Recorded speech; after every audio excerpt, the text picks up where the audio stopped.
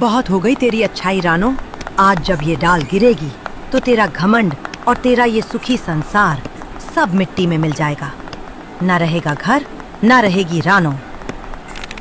डाल टूटने की आवाज आती है। रानो अचानक घोंसले से बाहर झांकती है और बाहर कालू को कुल्हाड़ी के साथ देख सुन्न रह जाती है। कालू भाई, ये आप क्या कर रहे हैं?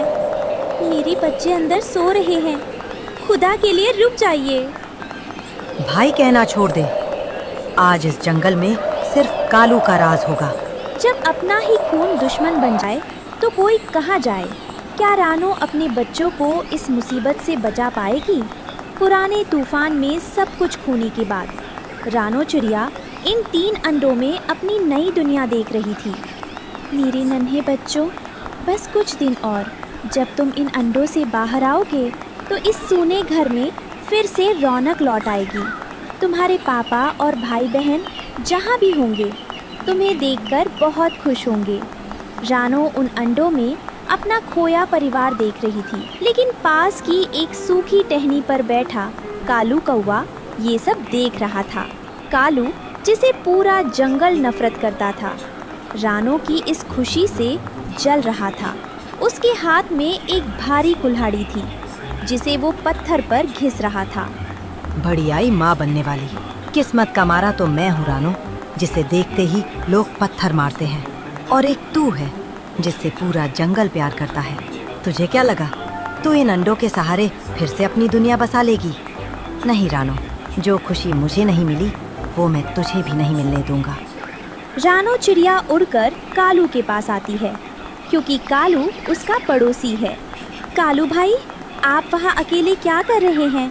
आइए ना, देखिए मेरे बच्चे आने वाले हैं। अब मैं अकेली नहीं रहूँगी, आप मामा बनेंगे ना इनके।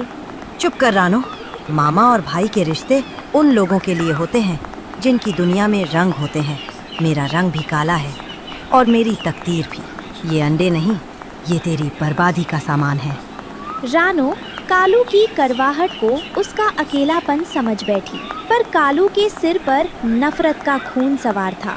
वो अपनी कुल्हाड़ी से रानो का घोंसला उजाड़ने की तैयारी कर चुका था।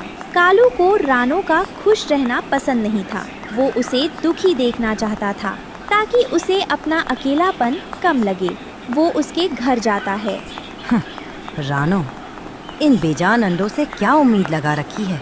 इस जंगल में कोई किसी का नहीं होता। आज हंस रही है, कल जब ये दुनिया तुझे ठोकर मारेगी तब समझ आएगा।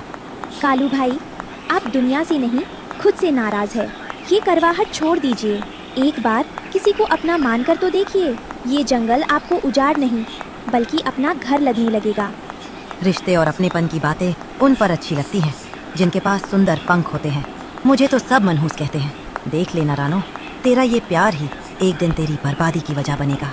कालू चिढ़कर वहाँ से जाने लगा। तभी उसकी नज़र रानो के घोंसले के नीचे छिपी एक जहरीली नागिन पर पड़ी, जो अंडों की तरफ बढ़ रही थी। उसने नागिन को देखा और बिना कुछ कहे चुपचाप वहाँ से उड़ गया। अगर कुदरत ही तेरा घर उजाड़ना चाहती है तो मैं तुझे क्यों बचाऊं? देखते हैं रानो, तेरा ये विश्वास तुझे कैसे बचाता है। नागिन रानो के बिल्कुल करीब पहुँच गई। जैसे ही नागिन ने रानो का घर का दरवाजा खोलना चाहा, अचानक ऊपर से एक कांटेदार सूखी टहनी हवा से टूटकर नागिन के ऊपर गिर गई। कौन है वहाँ? टहनी के कांटे नागिन की आंखों के पास चुभ गए। उसे लगा कि इस पेड़ पर कोई शिकारी छिपा है। यहाँ शिकार करना खतरे से खाली नहीं, अपनी जान बचाना ही बेहतर है। नागिन तेजी से मुड़ी और पेड़ से नीचे उतरकर घने जंगल में ओझल हो गई। रानो को लगा कि शायद हवा से कोई लकड़ी गिरी है। उसे अंदाजा भी नहीं था कि मौत उसे छू कर निकल गई। शुक्र है मेरे मालिक, मेरे बच्चों को बचा लिया।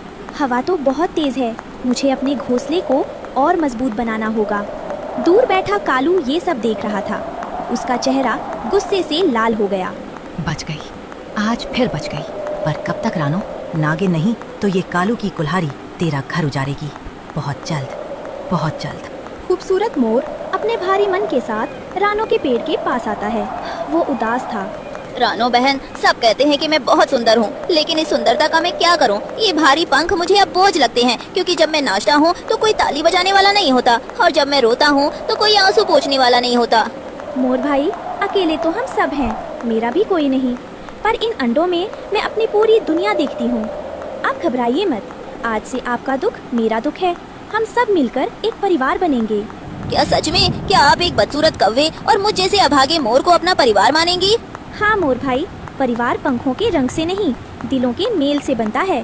आप हमारे साथ यही रहिए। अभी रानो और मोर बात ही कर रहे थे कि मोर की नज़र पेड़ के नीचे पड़े एक पुराने फटे हुए मोर पंख पर पड़ी। मोर उसे देखते ही कांपने लगा।